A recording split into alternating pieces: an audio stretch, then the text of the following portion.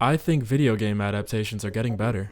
We've received a ton of video game adaptations over the years, from the original Super Mario Bros. To Angry Birds to Tomb Raider to Sonic. Video games have been and will continue to be converted to the big screen, whether fans have been asking for it or not. In the past, when one of these adaptations would be announced, the internet would all come together and collectively agree that the movie or show would be awful. That is, for the few fans who would hold out hope and be there on release day anticipating something great. Unfortunately, those fans would see the truth for themselves eventually. I have seen too many of these to count. I still remember watching the Assassin's Creed movie when it came out in theaters, and in 2016, even at 13, I knew it was just not it. There have been a ton of awful adaptations, and you don't need me to tell you that. So instead, I wanted to talk about one of my recent favorites that showed me the power of what a genuinely good one can do.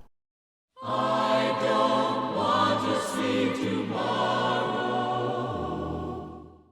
Going in, my only experience of this series was attempting to play Fallout 4 back on my Xbox One and losing interest within the first hour. I always figured, nah, this one just isn't for me, and moved on to other things after a few tries. But for some reason, the Fallout show piqued my interest. Before the show even came out, early reviews were saying the show was great, so I was there on day one to see what the hype was about, and I was very pleasantly surprised. From someone who never cared for or knew about the games, the show gave me a taste of the vibes and lore, and I was really enjoying it. It was a ton of fun to watch. I'm glad they put out all the episodes at once too, because I was able to finish the show in a few days, and really ponder about how enjoyable it was to sit through.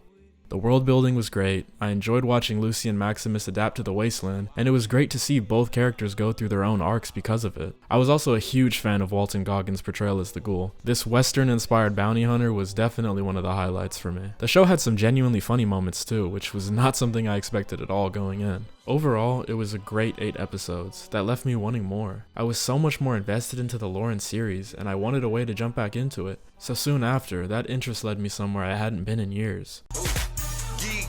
Playing Xbox all day.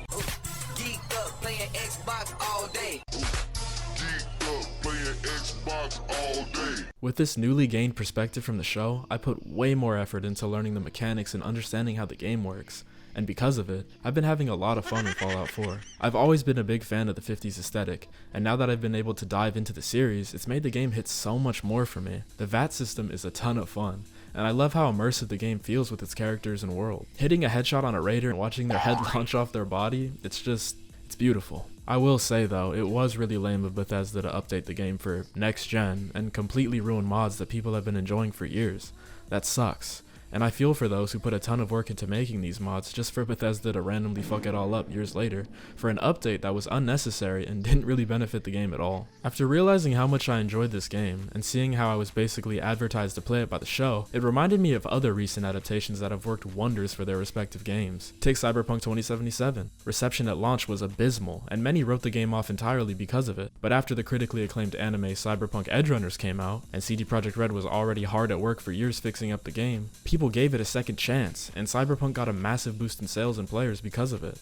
Previously, The Witcher show saw similar success for The Witcher 3, with their release of their show on Netflix too, so it only made sense for Cyberpunk to get an adaptation as well. I personally love the anime, and it made me revisit the game even after playing it a ton in the past. But Netflix hasn't been the only one to take a shot at adaptations, as the recent HBO Last of Us show was also critically acclaimed, and somehow made the series even more popular than it was before. I cannot stand League of Legends, but I do know that Arcane was extremely successful too, and whether a fan of the game or not, people absolutely adored that show. Maybe one day I'll give it a watch, as I know it's probably great, but purely based on the aura of the League community, I think I'll keep my distance. The FNAF movie also came out last year, and even though critics didn't fuck with the movie, a lot of fans did, so I would consider that a success for the series. I saw it on opening night, and to be honest, it was mid at best for me, but there's no way I could miss seeing the GOAT on the big screen. I also thought the new Super Mario movie was pretty decent. It was super safe and didn't really push any boundaries for sure, but nonetheless, I found it enjoyable. Probably because I was low-key geeking when I watched it. Point is, I really do think that video game adaptations are getting better,